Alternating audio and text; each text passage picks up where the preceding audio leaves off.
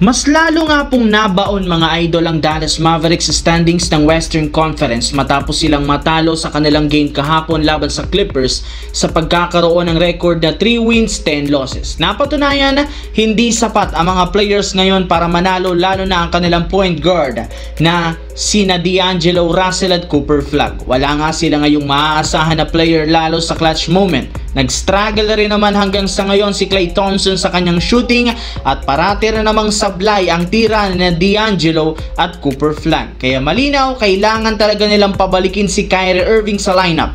And speaking of Irving, eto na nga ang sinabi ng kanyang interview sa media na maging siya sumasakit na rin naman ang mata sa pagkatalo ng Mavericks. Kaya ginagawa niya ngayon lahat ng paraan para paghandaan na mapa-physical man yan o mental para mapabilis ang kanyang paglalaro muli. As of now, hanggang individual workout lamang ang kanyang ginagawa sa team. Pero sa pagtungtong ng Disyembre, inaasahan na makakasama na ito sa 5-on-5 practice ng team.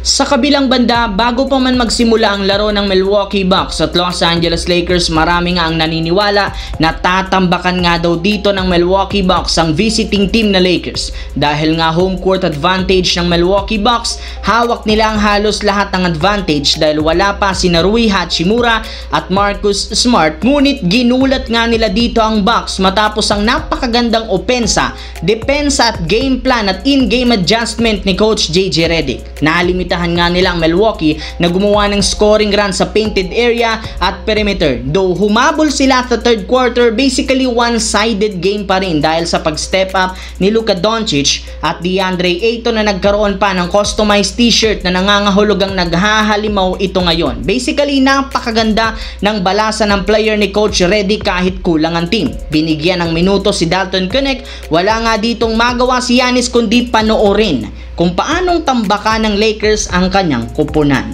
Samantala dito naman, bagamat wala masyadong pumapansin sa Houston Rockets, unti-unti na nga pong lumalakas at lumalabas ang tunay na laro nila. In fact, pagkatapos na tambakan nila kahapon ng Portland Trail Blazers, umangat na sa 8-3 ang win-loss record bilang third seed sa West. Meron sila ngayong hawak na 3-game winning streak at ang pinaka-nakakamangha ngayon na lahat ng mga laro puro high-scoring game. Halos karamihan tinatambakan ng husto at lahat ng yan nagagawa ng Rockets dahil sa pagkakakuha ng rhythm ng lahat ng player. Nakabuo na sila ng chemistry since tuluyan na nga nilang nagamay ang laro ng bawat isa at sistema ni Coach Emi Udoka.